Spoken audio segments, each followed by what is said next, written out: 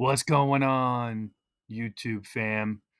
Um, Ran out of time. This is just gonna be a quick video. You can again, SnowBall Analytics is so powerful. I only know maybe 5% of what it can do. I haven't really taken a lot of time to play around with it, but wanted to actually switch this from percent because if you have something that's like this showing something crazy percent, but only like $1,000 in it, then the total profit dollars are kind of meaningless. So let's go ahead and switch this to total profit dollars and see what that looks like. Um, which looks like it's pretty cool here. And Nvidia is taking the cake just because that has like had so many 10 splits over the past 10 years or so since I've owned it. And then my second largest income position at almost 40 grand essentially year to date. I think I bought some of the my shares in late December. So we'll just go ahead and say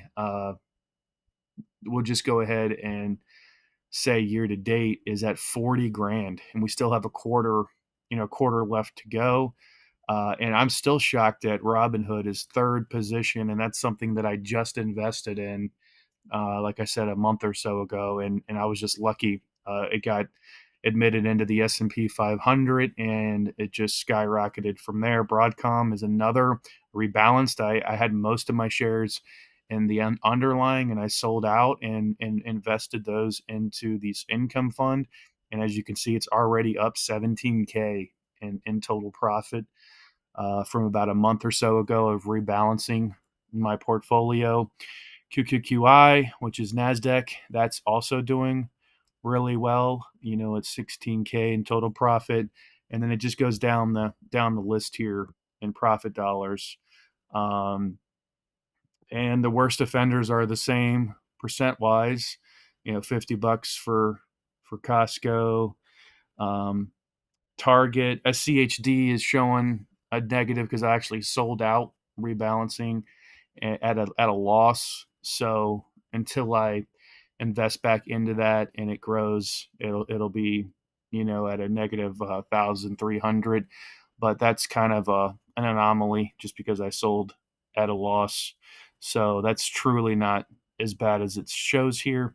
The worst two, and I've been kind of waiting, hoping Target and United Healthcare was going to kind of bounce back and then sell out of them, and it never happened. I think I'm at like what 50. Um, that's 38%, and United is 35. I think at one point I was almost down 50% in both of those.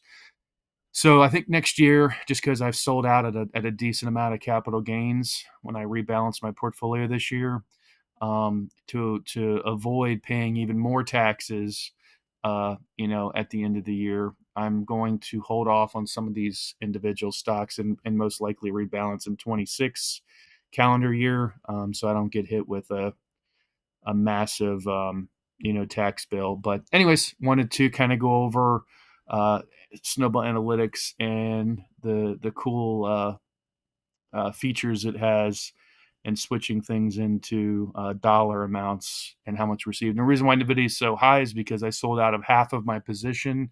So I have a capital gains realized of, I think, what does it say here? Yeah, realized of 106, basically 110K.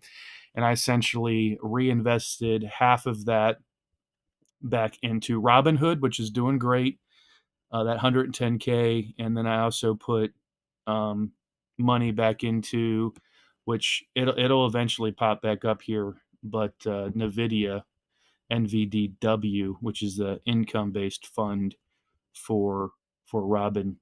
I mean for Nvidia. I don't see it on here. I don't think there was much profit dollars to be had.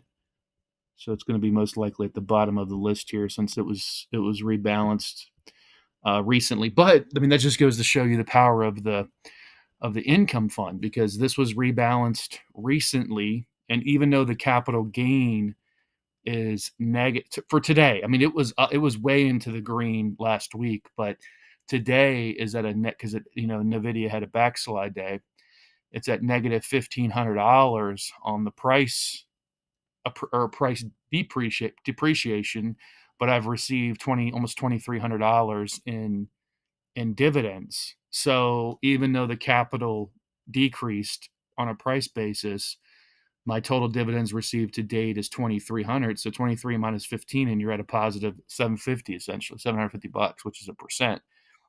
So again, this goes over the power of picking out the right income funds on your comfort level, what stocks you're bullish on, what funds, what index funds are you comfortable with and bullish on over time, and you'll be receiving weekly and monthly dividends on these things, which will offset any type of capital, depreciation or appreciation, and just add to the total returns. And that's the power of total returns.